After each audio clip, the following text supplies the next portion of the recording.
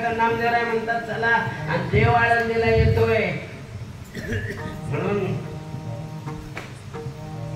साधकाला हात जोडले तर बाबा आता आम्हाला कळलंय की खरंच महाराज पण तुमचा अनुभव महाराज म्हणतात माझा अनुभव आहे तुका म्हणे जाती ताव दर्शनी विश्रांती तुकोबा राहिला साधकाला योग्य असं मार्गदर्शन कळलं पण कळलं आणि कळल्यानंतर त्याने विचार केला की आपल्याला आशाचं दर्शन करावं पण ते ओळखले पाहिजे काही गोष्टी ओळखल्या पाहिजे नाही ओळखले तर अवघड होत्या ओळखल्या पाहिजे एका ट्रॅक्टर घेतलं मला सांगायचं ट्रॅक्टर घेणं चांगलं आहे पण ट्रॅक्टरचं कळलं पाहिजे की नाही एकानं ट्रॅक्टर घेतलं पण न कळलं आणि त्याने दुसऱ्याने ट्रॅक्टर घेतलं कळल्यामुळं पण एकाने ट्रॅक्टरवर ज्याला न कळल्यानं पूर्ण ट्रॅक्टर घेतलं उगाच यानं घेतलं म्हणतात त्या ट्रॅक्टरवर ड्रायव्हर ठेवला आणि तो ड्रायव्हर काय करायचं मग थोडेफार पैसे मारायचा मग याला कळलं आणि एक त्या ड्रायव्हरला काढून टाकलं दुसरा ड्रायव्हर ठेवला आणि हा त्याच्या संग येताना लागला आता वावर मोजणं पैसे घेणं कोणी घेऊच घेईल ना पण ड्रायव्हरला माहित होतं त्याला ट्रॅक्टरचं काय कळतं एक दिवस त्यानं काय केलं असं ट्रॅक्टर चढिलं मोसममध्ये दिलं ढिल्लं बघ त्याला मागं सरतो ते मालक दगड लावा तसं दगड लावला मालक म्हणजे झालं काय ते मोसम तुटला म्हणजे त्याने आता आणावं लागलं 40 करून जाऊन किती पैसे लागले आपण काय ट्रॅक्टर थोडे घेतलं त्याचे कामाला होतं 1,500 रुपये लागत होते त्यांनी चटकन काढून दिली ही घेऊ मोसम मी येतो भाकर घेऊन भरून हे मोसम घ्यायला गेला तर या मोसम नीट केला फळ्यान मालक आले काय लावला मोसम अवघडच राहतो म्हणे मोसमचं ज्याला कळत त्याने घ्यावं ट्रॅक्टर ज्याला कळत तेच कळलं पाहिजे की नाही एक भराभर दारू पेलं बरं पेलं ते पेलं घरी येताना रेंगडीत पडला कपाटानं आंघोळ केली आणि कपडे बदलून बसलं ती बाई रानातून आली मग गप्प बसावं ना का तिला मोठ्या माणसं सांगायला मी दारू पेल तू शादी हो का पेल तुला माहिती का 7-8 महिनेच राहिले इलेक्शन लोक राहणार सवय लावून घेऊन राहिलं 5 चिंपरी तुला माहिती का एकदा निवडून आलो ना तालुका बदले एकदा निवडून आलो ना राज्य बदले एकदा निवडून आलो ना देश बदलेल एकदाच सांगावं ना घडी घडी गाव बदलेल तालुका बदलेल देश बदलेल राज्य बदलेल ते हे बदलेल ते बदलेल राहू द्या नशात सरकार नेसले ते बदला सरकार नेसलेला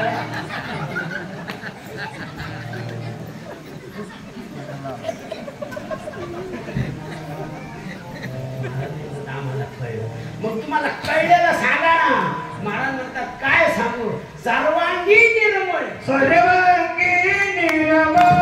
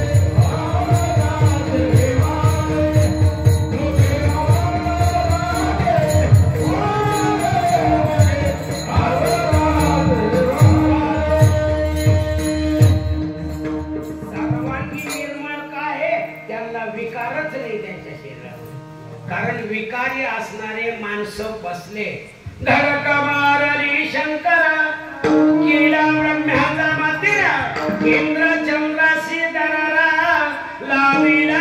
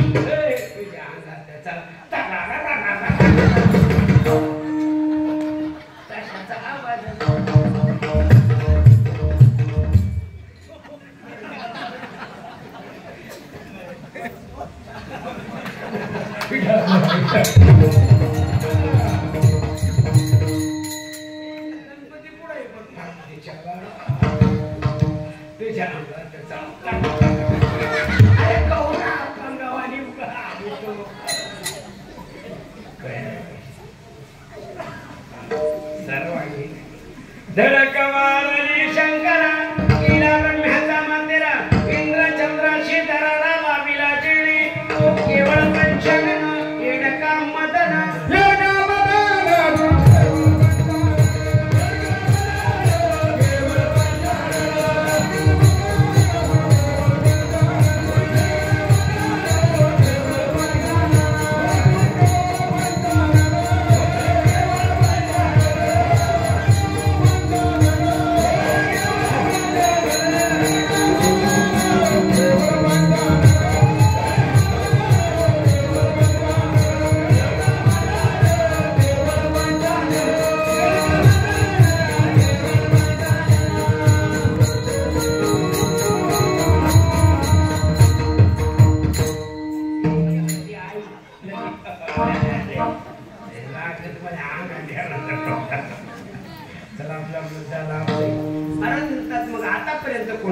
शंकराला सुद्धा महादेव बडादेव नागबाबाचा भाग सांगतो कैलासीचा शंभूबाई आवडे ना मला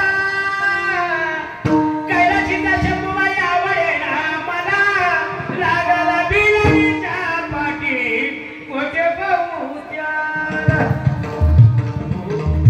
त्याला सुटले नाही नारद चुकला चाळा 60 पोरं झाली 1 2 3 नाही पोरं सांभाळणं सोपं आहे का आम्ही कीर्तनात एखाद्या पोराला म्हणलं गप्प असते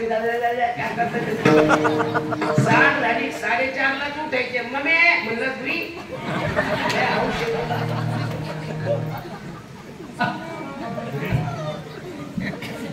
पोरायचं लय अवघड महाराज एका सांडात आली तर दुसरं बी म्हणतो मला बी आली ते सांडत करता उगच बसत घेतो दुसरं घेऊन मारली तुला पाणी घालणार आणि चांगल्या चांगल्या सण नाही तुका मला तुमचा अनुभव काय तुका म्हणे देह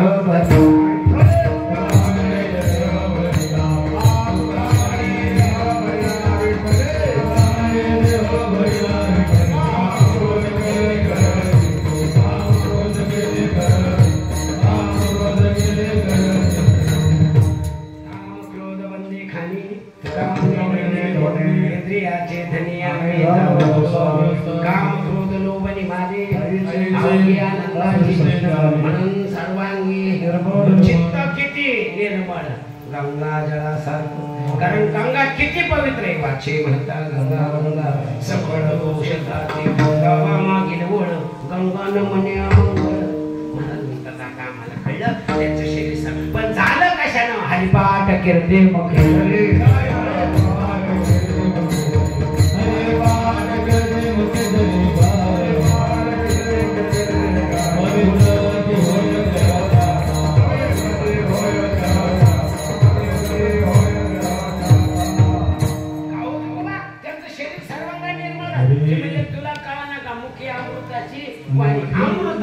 गोड नाम तुझे जीवे गोड तीन अमृताचा सात आणि मवाळ मिथिले आणि बोले तैसा हा हा किती प्रमाण सांगू हा महाराज सर्वांगी निर्मळ पण कशानं मुख्य अमृताचे देह देह जावो अथवा राहो पांडुरंगी देहादी काय खरा देह संबंधी पसारा पुसगावणे चोरा रक्षणाचा म्हणून देह देवाचे कारणे कंदामळ भाजी अंगीच्या बाई माझी आपण भाव पाहतो ते देव पाहते फरक आहे आपण भाव पाहतो ते हा आपण देवात देव पहिना तर भावात कवा देव साध्या काय विचारलं तू बाबा आता कळलं त्यांचं मुखात देवाची वाणी आहे शरीर देवाचं कार्य सर्वांगाने निर्मळ आहे चित्त गंगा जळासारखं आहे त्यांचं दर्शन घेतल्यानंतर हे फळ मिळतं पण त्यांना ना आम्हाला आईच्याच उदरातून यावं लागतं याचं कारण काय ते म्हणले तुला माहित नाही का ते म्हणले दयाची अंगी मी घेता कलुनी एका मोले दोन्ही विकू नये पृथ्वीच्या पोटी हिरादार पोटी देवीच्या सोयीसाठी करू नये आकाशाच्या पोटी चंद्र तारंगणे दोहीचे समान लिखू नये तू का म्हणे तैसे संत आणि जन दोहीचे समान पाहू नये किंवा लिखू नये विठ्ठल विठ्ठल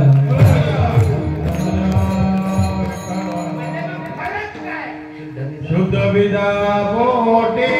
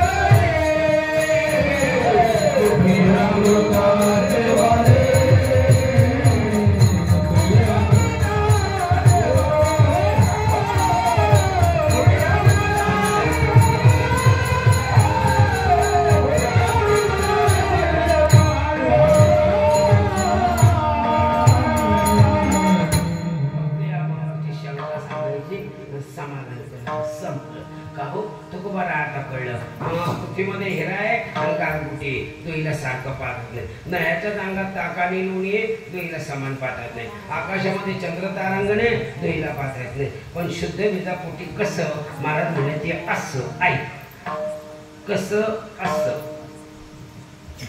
काहीचा बाप बेकार तर मुलगा बी बेकार.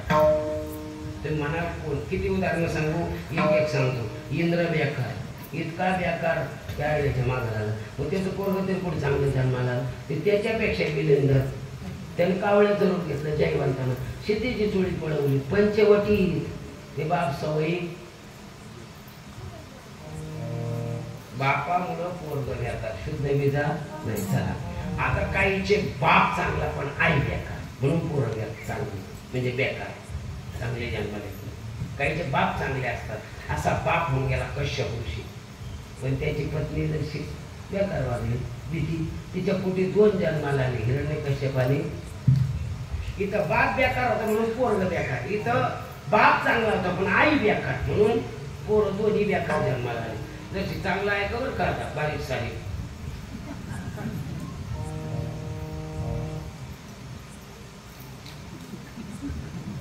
ज्यांना व्हायचे त्यांनी ऐका, बाकीच्याला ऐकून काय पाहिजे. आता मी ऐकून काय पाहिजे तेव्हा सगळंच झालं. लग्न झाले पोरं, ज्यांचं व्हायचं त्यांनी ऐका, ज्यांचं अजून असं व्हायचं. बाप बेकार पोरगा बेकार. इथं बाप चांगला पण आई बेकार म्हणून 2 बेकार जन्मात आले. हिरण्यकश्यप आहे, इथं हिरण्यकश्यप बेकार पण आई चांगली आहे म्हणून पुनिता चांगला. आता आई किती चांगली आहे, भागवत सगळे तुमच्या भागात भागवत जात आहे, त्याच्यामुळे काही कथा सांगून वेळ घालायचा नाही. नसतं वक्ते बोले भारी कथा सांगायची बरं. काही गेले वक्ते बोल त्यांची खेळणी पोटी पोटी प्राण निवृत्ती वा वक्ते भूषण होते जळगाव जिल्ह्याचं. चला माझा मुद्दा नाही. आईमुळं पोरं बेकार पण इथं बाप बेकार पण आई चांगली काही तिच्यामुळं पाडलं छान. इथं धन्य माता पिता आहे का, शुद्ध बीजापोटी म्हणता येईल. त्याच्याकरता इथं अशी संगती लागल ज्याचा बापही चांगला, ज्याची आई चांगली तो महात्मा. आई बी चांगली, बाप बी चांगला, उभा विश्व पूर्ण तुमच्यासाठी धर्मशाळा, तुमच्यासाठी दोन्ही चांगले लागते. दोघाला दोघाची गरज आहे. किंवा आज सकाळी भरवतो, कशाने भरवतो सगळ्याला माहिती.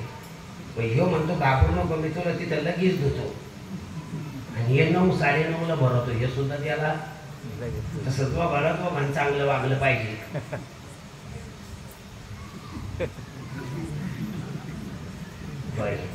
दोघांचं पुण्य दोघाला येतो. मग ते सगळं खंडन करायचं नव्हतं, कारण वेळ नव्हता. पण बाबा म्हणले जाऊ द्या मला, आणि त्यांनी चांगलं केलं, मला सोडायची सोय केली. अशी सोडायची हो, पण आणायची मी सोय करते. चला माझा मुद्दा लावते. दोघाची दोघाला गरज, चांगले पोरं जन्माला यावं तर दोघाचं पुण्य दोघाला पाहिजे. आता आपल्याकडे एक मायबोलीमध्ये म्हण आहे की पुरुषांनी जर पुण्य केलं तर महिलाला अर्ध मिळतं, आणि महिलांनी जर पुण्य केलं तर पुरुषाला मिळत नाही. मला सांगा तेव्हा शपथ करू, तुम्ही खोटे बोलता खरं बोलता? तुला कशासाठी आणलं नाही तुम्ही सांगत होणार आहे. कोण म्हणतं बायकोचं पुण्य पुरुषाला येत नाही? अरे कोणतंही धार्मिक कार्य करा, पहिले देव बाप्पा म्हणतो हाताला हात लावा, कर नाही एकाच हातानं जमत का तो. पहिला देव बाप्पा म्हणतो हाताला हात, असं धारा म्हणतो पण नुसतं लावा म्हणतो. धारा काऊन म्हणत नाही, याच्या विमुक्त आहे म्हणत नाही सांगत. कारण असं जर बापरे आणि असं धरलं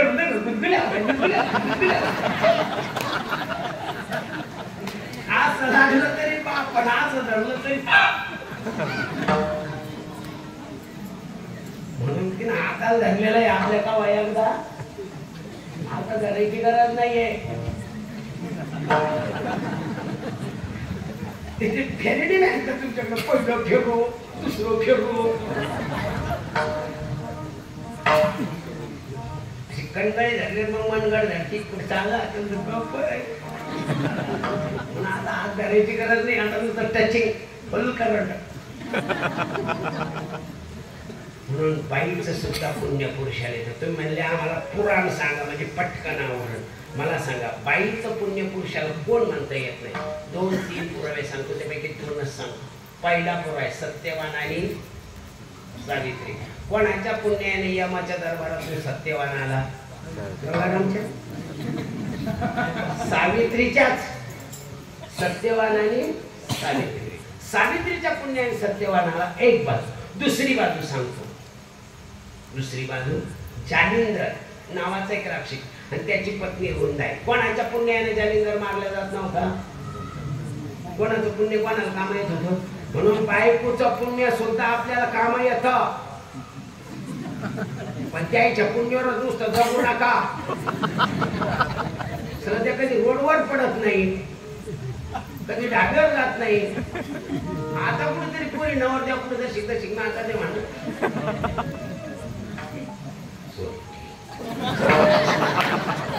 दोघाला चांगलं पुण्य करा. किती पुण्य करतात पहा. मंडप तेही भरीला, हे नुसताच भरीला,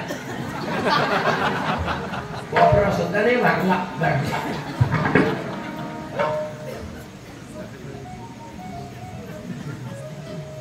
शुद्ध बुद्धा बुद्धी देवा. अरे माझ्या तुका करायची आई धन्य, बाप धन्य, म्हणून धन्य माता पिता. भाग्यवान गाव आहे की ज्या गावात साधूची समाधी आहे आणि त्या समाधीचा उत्सव गाव करतात. आणि गावावर कधीच अवकृपा होणार नाही आणि कोणतंच नक्षत्र आणि कोणताच पास या गावावर वाकड्या नजरेनं राहणार नाही जोपर्यंत साधूची सेवा करतात तोपर्यंत. कारण तुका म्हणे आले समर्थाच्या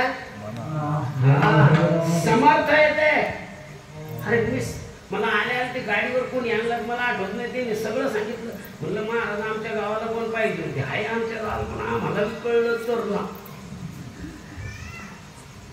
कळून सांगतात तो गाता येतो.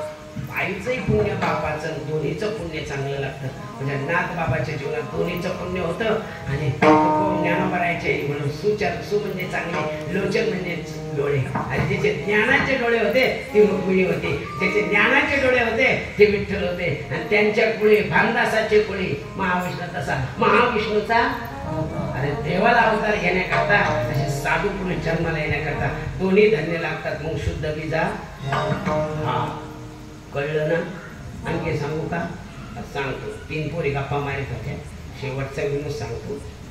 लग्न झालेल्या मायाला आलेल्या त्याला नांदून म्हणते. मायाची पोरी आल्या की त्या मोकळ्या राहत्या. अशा गप्पा मारत बसल्या, अशा गप्पा रांगल्या शेवटच्या टप्प्यात आल्या. कसं काय माय नवरीच काय सांगते? रंगारूपाना चांगला आहे, नाक डोळ्यानं चांगला आहे, पण नुसतं हेल्मेट नुसताच हेल्मेट आहे, त्याच्यात काहीच नाही. कसं का काही खरं नाही. आपण जर त्यांना बाजारला पाठवलं, वांगे सांगितले बटाटे आणते, बटाटे सांगितले टमाटे आणते, तुरी डाळ सांगितले हरभऱ्याची डाळ आणते, नाहीच कळलं पैसे वापस आणते. तिने अवघडचे बाय तो. तिने काय सांगू तुला? उगा बाबा माझ्या बापाचं नाव कमायचं म्हणून राहते. दुसरी महिने नको रडू, तो तरी बरं आहे, कमीत कमी नाही कळलं तर पैसे तरी वापस आणतो. तो बाजारला जात नाही ना. मग तुमचं कोण? मी जाते. आणि मी जायचं म्हणलं माझ्या मागं लागत मी बी येईन. आणि आपण का घेऊन गेलो पादराला धरूनच राहील. पण धरी ना पादराला. बाजारात माल घ्यायचा टायमाला तोंडाकडे पाहिजे. मला कड पाहा ना माप किंवा का कसा आहे माझ्याकडे. मी म्हणलं तोंडाकडे काय पाहता? ते तुला कुठतरी पाहिल्यावर वाटत. अगं करते मला विसरत ते. त्याच्यामुळे मी गेले तरी मला विसरत, आई नेलं तरी आई विसरत. त्याच्यामुळे आम्ही सगळ्यांनी ठरवलं या गर्दीतच न्यायचं नाही. पण असे बरेच गर्दीतले घरी.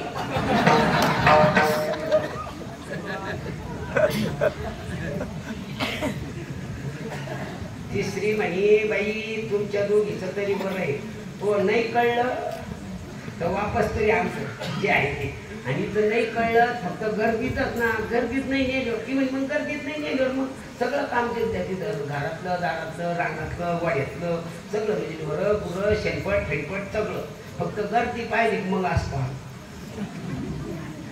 तिसरी म्हणे तुम्ही दोघी भाग्य. तो कसं हे मा सांगूच नको. अगं इकडे यायची गडबड, बाबाची पुण्यतिथीचं प्रसाद घ्या, काल्याचं बाबाचं कीर्तने असं सत्कन निघाले, सगळं आवडलं. फक्त दोघाच्या आंघोळी राहिल्या त्या त्याचं त्याच्या बापाचं. म्हणून पोराला मोरीमध्ये म्हणजे बाथरूममध्ये पाणी आणून ठेवलं, टावेल आणला, साबण आणली, मेल्याचे कपडे सुद्धा काढले, बसले त्याच्या अंगावर पाणी होतं तर तेवढ्यात नंदी बैल वागा आलं. पोरगं गेलं पळून नाही आठवतो बिगर कपड्याच. पोरगं पळून गेलं त्याच बाप म्हणजे जाऊ काही लांब जात नाही. मी आंघोळ करून घेतो. म्हणलं करा. साबण येते तर टावेल गरम पाणी, चड्डी लांब वाळू घातलेली. मला चड्डी आणत होतं ते बापान भाडा पाणी घेतलं. टावेल लावून गेले. मला म्हणले पिशीभर मी पोरगा आणायला गेलो. पोरग तसं गेलं आणि असं गेलं.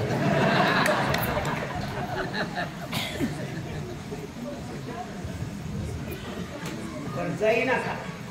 वार खाल्ल्याकडे पोरग गेलं. ते तिथे गेले नंदीबाईला कशी. पोरग नंदीबाईला पुढं नाचत होतं हे डुलत होतं. पोरग नंदीबाईला पुढं नाचत होतं हे डुलत होतं. नाचता नाचता पोरलं होते पोरा भोंगलं नको नाचू धरतून टाळले. तेव्हा गेलं गेला काय नाचा. तसं नुसतं दुसऱ्याला सांगून जमान करा. ज्ञानेश्वर